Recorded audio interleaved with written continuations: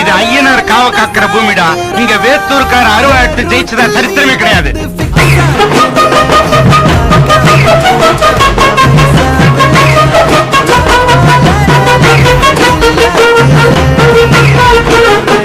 மத்த ஃபுல்லாக்குற